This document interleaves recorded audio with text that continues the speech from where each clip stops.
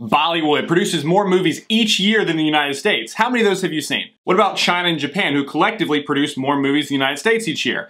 None? Here in the United States, in Hollywood, we have shaped movies. Not by force, and it's not a matter of money either, because many of those other movies have massive budgets, but because of the unique stories and unprecedented execution. However, many on the regressive left think the system is broken, that we should change it, not by producing the best stories, but rather putting in some weird postmodern quota for race and gender. Sound like the bigotry of low expectations or extremely sexist? Well, not to the soy band camp that is Variety, which ran a recent headline saying, quote, Star Wars, 96% of its film's universe writers and directors are white men, unquote. I wish I was joking. I'm Ben Davies, this is Pure Hollywood.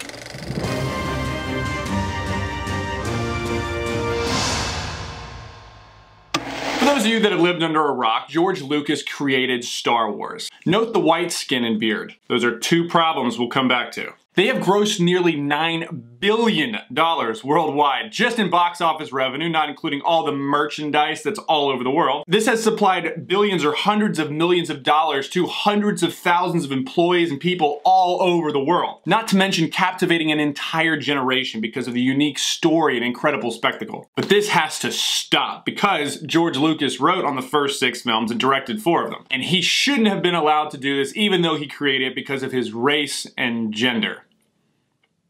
Clearly this needs to be fixed right now, according to Variety and Maureen Ryan, who said, quote, I adored The Last Jedi. I cried during almost all of Carrie Fisher's scenes, unquote. Clearly we should take a lesson from this winner. She seems like she embodies this strong woman. She goes on to complain in an empowered voice that only a mother could tolerate, talking about the writing and directing positions on the Star Wars movies, saying, quote, no men of color, women of color, or white women have held these positions. The franchise's leading creative voices have been white men 96% of the time, unquote. Keep in mind, she's talking about 2 positions amongst thousands that make up a film crew. First of all, it hasn't just been white men who have held these positions. There have been many awesome Jewish writers and directors that have worked on these. But seriously, like, who cares? Since when does the pigment of your skin determine the merit of your story? The creativity of your art or the power of your performance? We don't complain that there's not enough diversity in Japan, China, or Bollywood. No, because they are the majority. I mean, I feel stupid I even have to say this. Kathleen Kennedy, a woman at Disney, is now in charge of the entire Star Wars franchise. And she is determined to fix this oppressive patriarchy franchise by seemingly trying to turn it into some type of feminist propaganda, as seen in The Last Jedi. The real problem is just the implication in the headline itself. Because a guy who happened to be born white created an entire franchise that was extremely successful. He was primarily involved and dedicated his entire life to this story. Yet it is somehow racist and sexist because he didn't acknowledge his privilege and remove himself from his life's work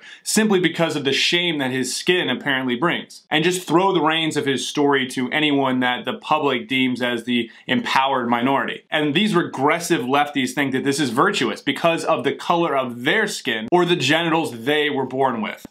Unbelievable. I'm Ben Davies, this is Pure Hollywood.